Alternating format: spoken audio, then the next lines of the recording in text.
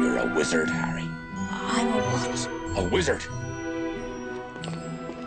This boy will be famous. There won't be a child in our world who doesn't know his name. The prophecy came true. I mean, it's so just incredible, these guys. I mean, all you have to do is sort of turn around and wave, and they scream. Now 21, Daniel Radcliffe's star just keeps getting brighter. Da, da, da. And you can just see the cliff of Radcliffe up there. Hogwarts' most famous graduate is ready to make some magic of another kind. Oh, aren't you proud to be in that fraternity? He's starring as J. Pierpont Finch in the 50th anniversary revival of How to Succeed in Business Without Really Trying. Don't ever let JB hear you say that.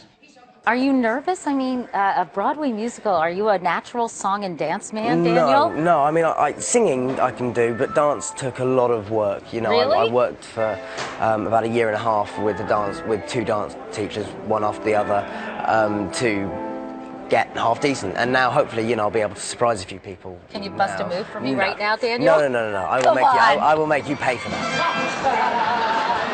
The dancing shoes might be something new, but performing is old hat.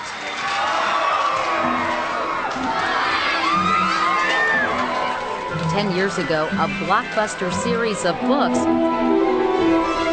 inspired a big-budget series of movies. And 11-year-old Daniel Radcliffe was tapped to play Harry Potter. That night, I woke up in the middle of the night, ran into my parents' room at 2 a.m.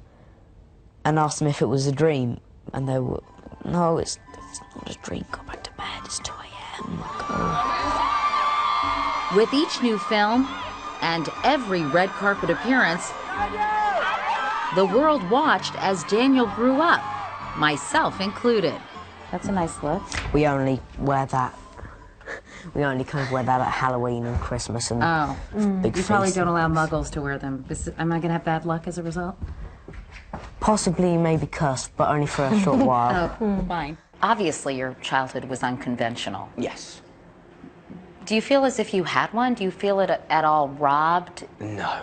because of so much of your time being taken by these films? No, I don't feel in any way robbed or in it because the thing is, growing up on those sets, you were still allowed to be a kid. You could get away with a lot more running around and playing games on a film set than you can at school, certainly. Set and action!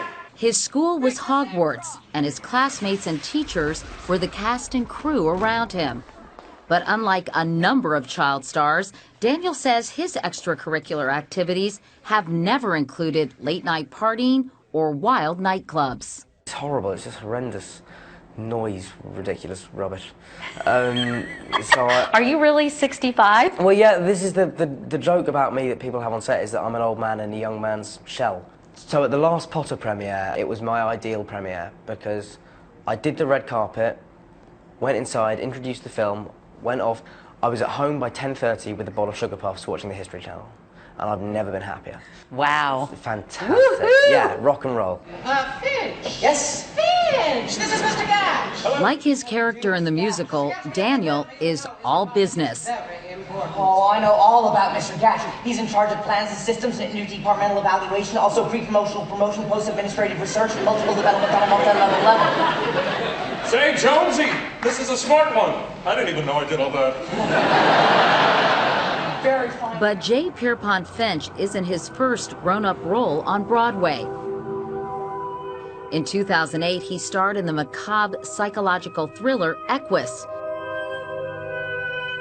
and stunned audiences with something you'll never see in a Harry Potter movie, a nude scene. Was that terrifying, or do you really have no fear? No, of course you have fear. I mean, of course, and I hate these actors that say, oh, God, being naked on stage is so liberating. Oh, God, shut up. No, it's not. It's scary, and it's terrifying. You know, I found it scary every night. Ben Brantley wrote in the New York Times a review, the first line being, "The wizard has chosen wisely."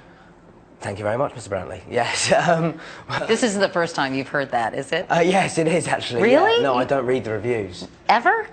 No, Even the good ones? No, no, no. If you're going to read the good ones, you have to read the bad ones, and I certainly don't want to read the bad ones. I once went online and read, like, some things people were saying about me, and that was just that cured you of that. I mean, like, that is just... It's an exercise in self-flagellation. I highly recommend you don't Google yourself. I know. It is like opening a door into a room of people telling you how terrible you are. So I did that once, and I've not made that mistake again. Do you Twitter I don't tweet? Twitter or tweet. I think Twitter is a really strange thing because there are certain people in the world who are naturally epigrammatic and can say things very concisely and very brilliantly in that short space of time. But I think there are a very small number of people. David, the scrimmage.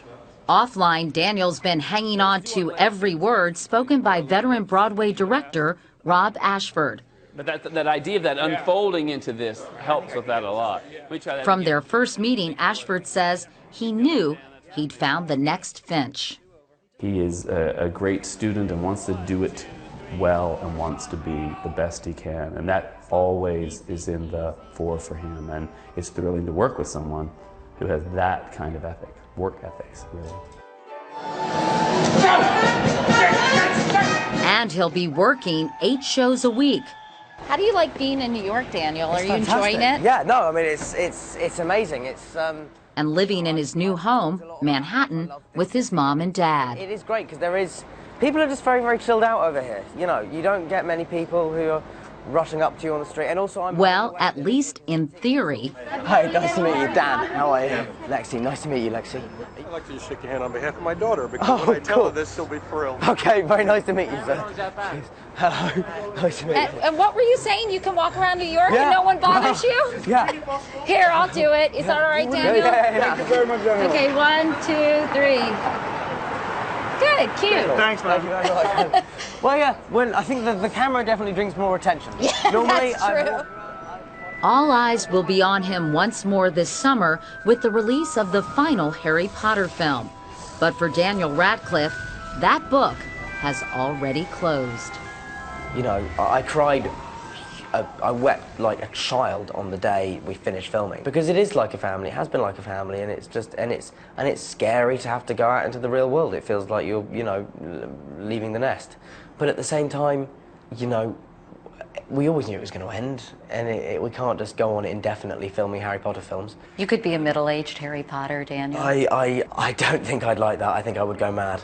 You know, I mean, I've loved every single second of Harry Potter, and and everything that happens to me in the rest of my life, I owe to those films. But, you know, to now walk away from it is exciting in another way, because I feel it's given me the grounding in a career that people could only ever wish for, and I want to make the most of the opportunity I've been given. Now, with no wand and no magic spells, a boy wizard named Harry Potter is turning into a man named Daniel Radcliffe.